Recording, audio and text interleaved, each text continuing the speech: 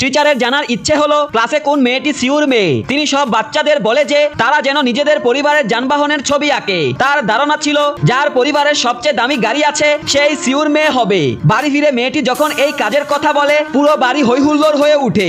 একের পর এক বিলাসবহুল গাড়ির সারি লাগে, ফেরারি, রোলস রয়েস, এমনকি দাদিতো বটলারকে হেলিকপ্টার পর্যন্ত নিয়ে আসতে বলে। কিন্তু মেয়েটির চোখ গিয়ে আটকে যায় কোনায় দাঁড়ানো একটি সাদামাটা সাইকেলের দিকে। পরদিন টিচার যখন ফেরারি আঁকা ছবি দেখে তখনই নিশ্চিত হয়ে যায় যে এই মেয়েটি সিউর মেয়ে। মেয়েটির গায়ে ছিল ডিজাইনার পোশাক, তাই টিচারের বিশ্বাস আরো দৃঢ় হয়। তিনি তার ছবিকে ক্লাসের সেরা ছবি ঘোষণা করে এবং তাকে সামনের সারিতে বসায়। কিন্তু টিচার জানতো না যে আসলে সেই মেয়েটির বাড়িতে কোনো বিলাসবহুল গাড়ি নেই। ঠিক তখনই সত্যিকারের সিউর মেয়ে মেঝেতে পড়ে থাকা একটি ছবি তোলে। তখন ওই মেয়েটি রেগে গিয়ে কাপ ফেলে দেয় এবং পুরো পানি সেই ছবির উপর পড়ে যায়। তারপর উল্টো সিউর মেয়ের উপর দোষারোপ করে সে নাকি আগে ধাক্কা দিয়েছে।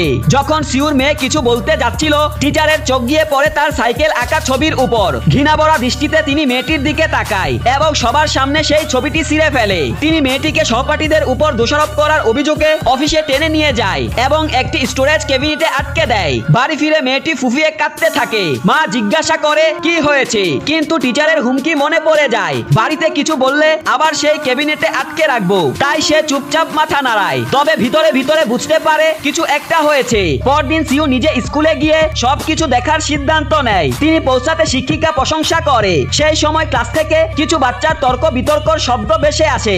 সবাই ক্লাসরুমের দিকে এগিয়ে যায়। টিচার তাড়াতাড়ি সিউর মেয়ের দিকে ইশারা করে বলে এই মেয়েটি খুবই দুষ্ট। ক্লাসের সবাইকে বিরক্ত করে। সিউ রেগে শিক্ষিকার দিকে তাকায়, কিছু না বলে সরাসরি মেয়ের দিকে এগিয়ে যায়। মেয়েটি মুখ খুলে বলে মা। টিচারের মুখ মুহূর্তেই সাদা হয়ে যায়। তিনি বুঝতে পারে কত বড় ভুল করেছে। সেখানেই মাটিতে লুটিয়ে পড়ে ক্ষমা চাইতে থাকে।